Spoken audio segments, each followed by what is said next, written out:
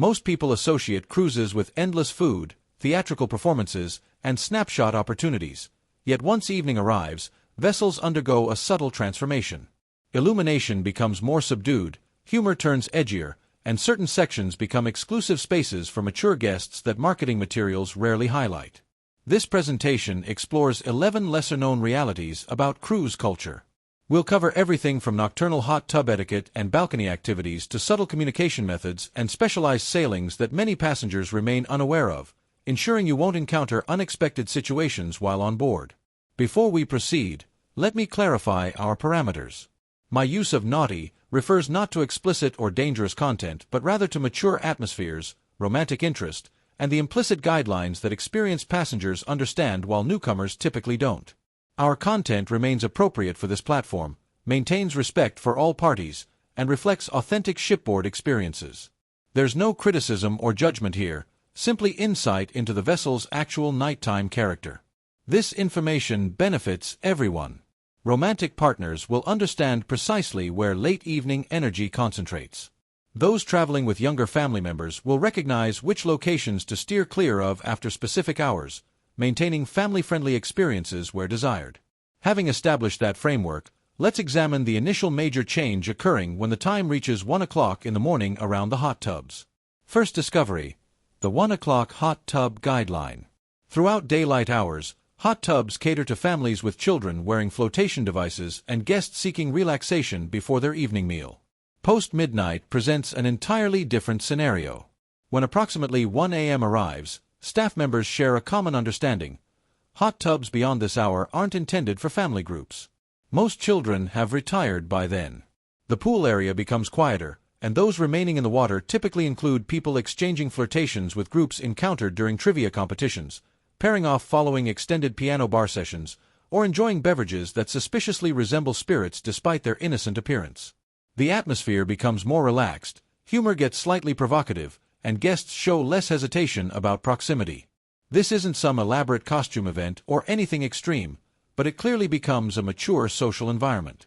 For couples seeking more intimate, grown-up hot tub experiences, this represents optimal timing. However, if you're vacationing with younger individuals and prefer maintaining appropriate content, this signals your opportunity to enjoy the pool area during earlier hours before redirecting them toward entertainment options or rest once late evening arrives. Regardless, understanding this 1 o'clock hot tub guideline allows you to deliberately select your preferred atmosphere rather than accidentally encountering it. Second discovery: prime balcony hours. Balconies remain peaceful and innocent throughout the daytime. Guests consume morning beverages, read books, perhaps acknowledge neighboring vessels, but two particular periods transform these same balconies into considerably more intimate spaces. The initial period occurs immediately following departure.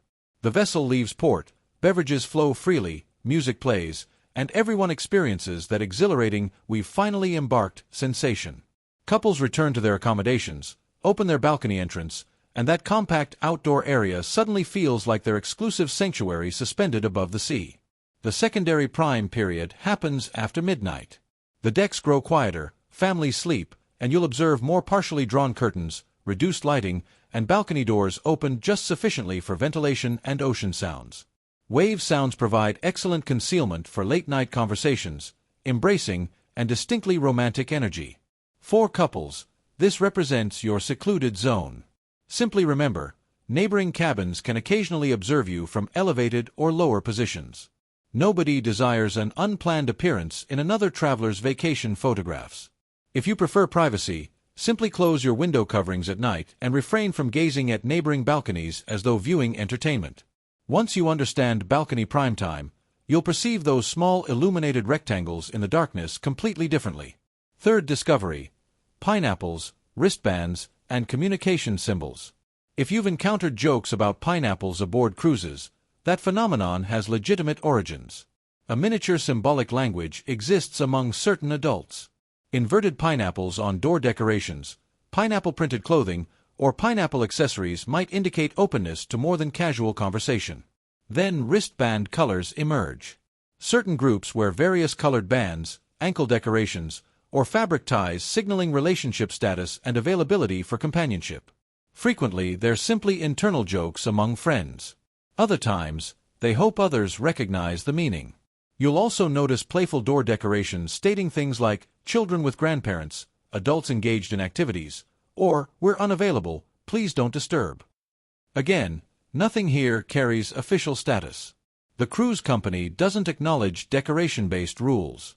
It's entirely passenger-created symbolism. Even beverage selections get incorporated. When people mention things like, "Spotting me with this particular cocktail," means approach and greet, or they'll designate one distinctive drink as their identifier with friends met through pre-voyage online communities. Here's what's crucial. Symbols, wristbands, and pineapples remain merely decorative unless all parties clearly share understanding.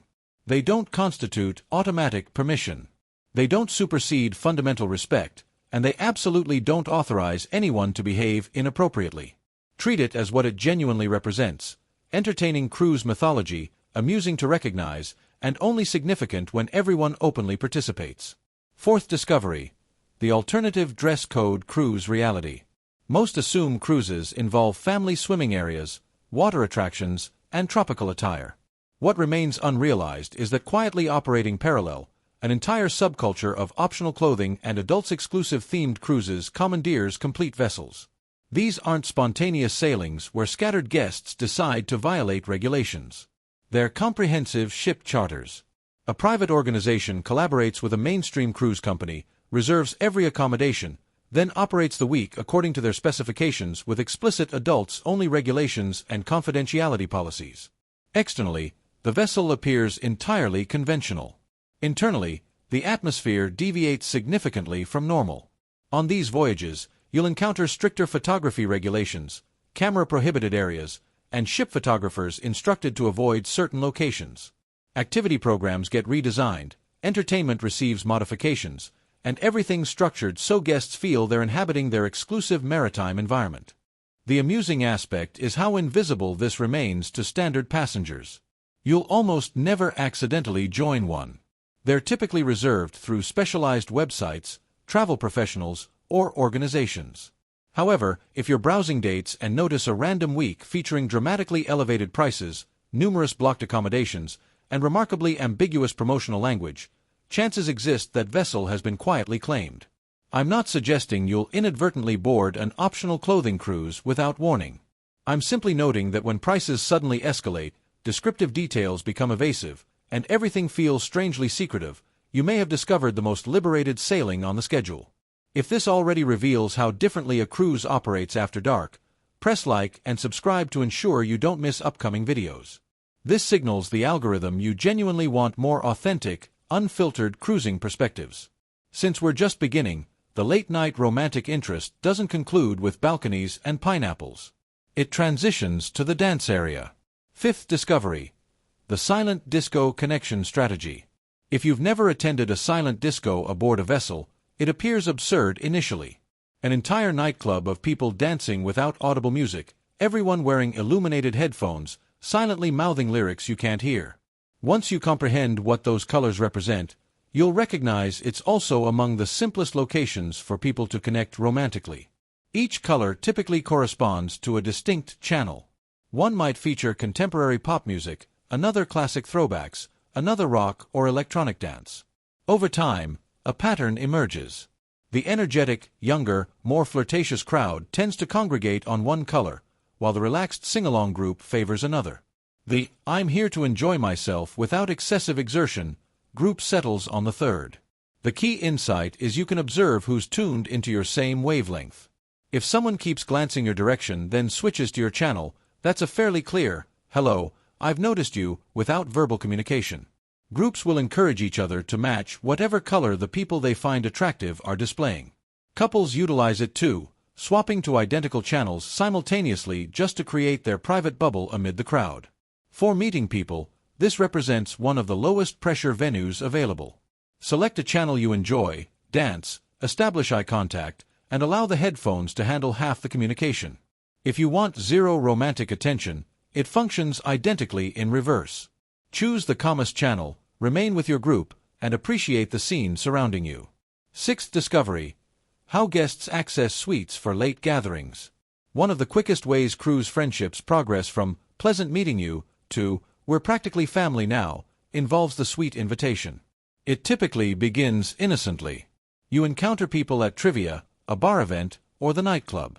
You keep running into each other, and by the second or third evening, someone mentions, "Actually, we have a suite. Would you like to view the balcony?" From that point, it's remarkably simple. Nobody's verifying identification at the cabin entrance.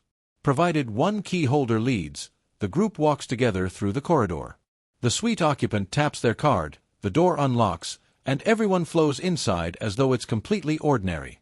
Suddenly, people who occupied budget interior cabins an hour earlier stand in a multi-level space with an expansive balcony, refreshments everywhere, and someone pouring another beverage. This is where cruise reality becomes apparent. Adult friendships aboard develop remarkably quickly. You're all within the same contained environment. You encounter each other constantly. You discuss life over sunsets and cocktails, and it begins feeling like you've known these individuals for months rather than days. That's precisely why late gatherings in suites occur so commonly and why you must exercise doubled caution regarding your personal boundaries. If you attend, inform a trusted person which cabin you're visiting. Keep your room number confidential unless you truly know the individual. Establish a personal guideline about departure timing, alcohol consumption, and what you're unwilling to do, regardless of how appealing the view or companions are. The sweet late gathering can become either the most unforgettable night of your cruise or the one you wish you declined. The distinction is whether you establish your guidelines before the elevator doors open.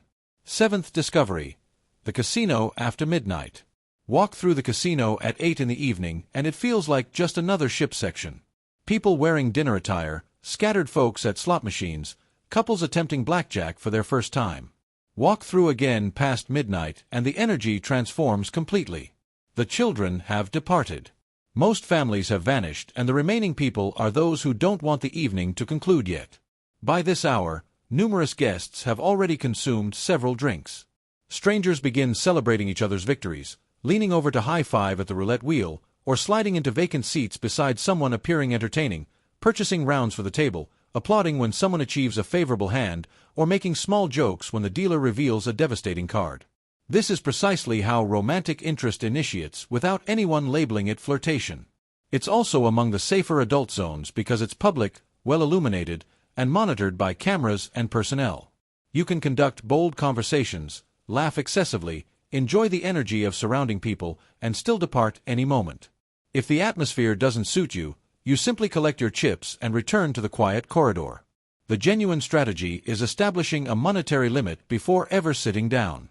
Allow the casino to become a location for memorable moments, inside jokes, and perhaps an innocent attraction to the person rolling dice without permitting your finances to get swept up in momentary excitement.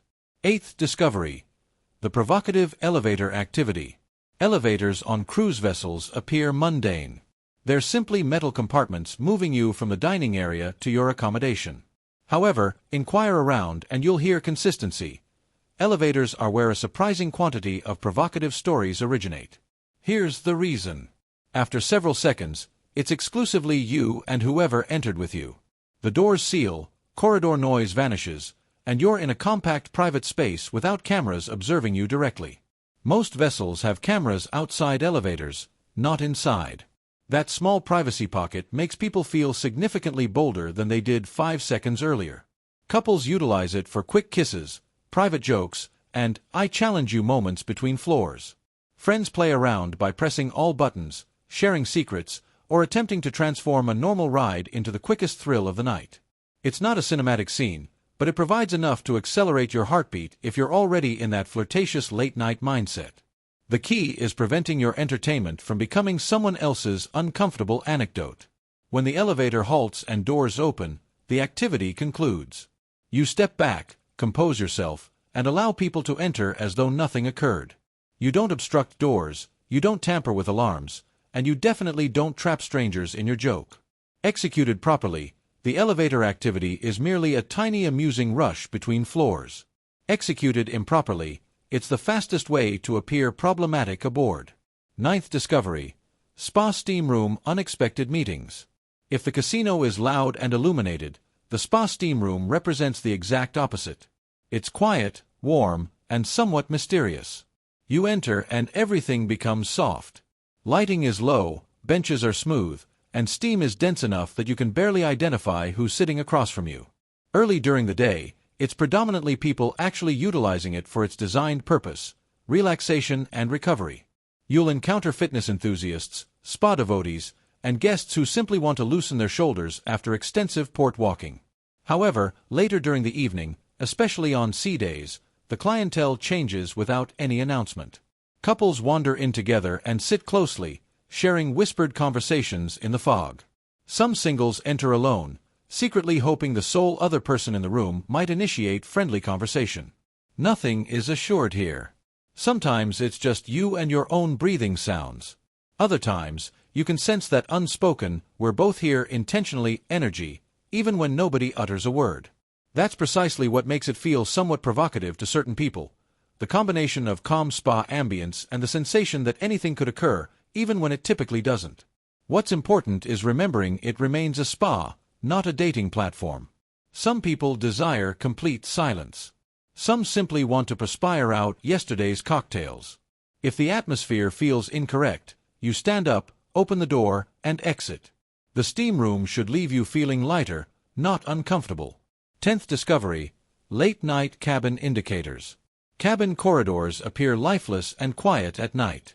Doors closed, lighting reduced, just the ship's humming. However, experienced cruisers will tell you those doors aren't as uninteresting as they appear. Many couples maintain their own private code built into small details most people never observe. Some invert their door decorations when they're inside and don't want interruptions. Others use a specific decoration or phrase exclusively when they're not to be disturbed under any circumstances. A particular nightlight left illuminated or curtains partially open or a towel positioned in a specific spot on the bed can all communicate something very clear to the person understanding the signal. This becomes particularly valuable when people cruise with friends, teenagers, or extended family. Nobody wants to announce, "We need privacy, please stay away," so instead, they agree on a simple system before the cruise even begins. If the decoration is inverted, they don't respond. Or if the door is open slightly, that might mean entry is permitted. From outside, it's simply a row of identical doors. Inside each cabin, a completely different situation unfolds. The key is treating every closed door as meaning, leave it undisturbed, unless you've been specifically invited. If you're traveling with your own partner, creating a small signal system can prevent numerous awkward corridor moments and very poorly timed knocks. 11th discovery: the dirty banana and other suggestively named beverages. By late evening, the bar menu begins resembling a list of private jokes. This is where cruise bartenders genuinely observe the provocative side of passengers, and it typically begins with what people order audibly before the crowd. You'll hear someone approach and without hesitation request a dirty banana. Another person leans over the bar and orders a sex on the beach. Someone else quietly requests a screaming orgasm, then attempts avoiding eye contact with the adjacent person.